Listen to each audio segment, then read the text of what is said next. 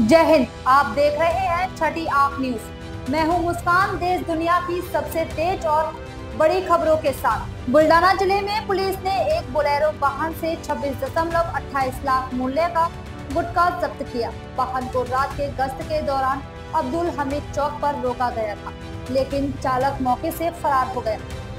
जब्ती की कार्रवाई में खाद्य एवं औषधि प्रशासन के अधिकारियों ने भी सहयोग किया। फरार आरोपी के खिलाफ मामला दर्ज कर लिया गया है।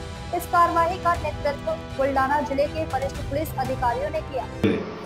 तर तिथे गाडी उभी होती आणि त्या गाडीच्या आसपास काही लोक उभे होते।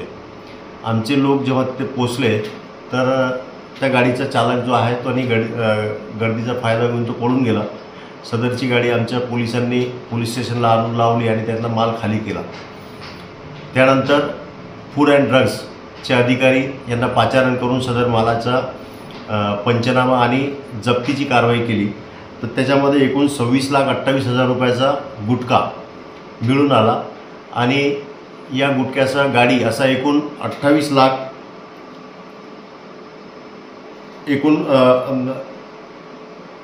20,28,000 एवढा रुपयाचा माल जप्त करून गुन्हा दाखल करण्याची कारवाई चालू आहे। सदरची कारवाई ही माननीय पोलीस अधीक्षक श्री निलेश तांबे सर तसेच अप्पर पोलीस अधीक्षक श्री श्रेणिक लोढा सर आणि उपविभागीय पोलीस अधिकारी श्री प्रदीप पाटील सर यांच्या मार्गदर्शनात आम्ही व आमचे सहकारी अधिकारी अंमलदारांनी केलेली आहे।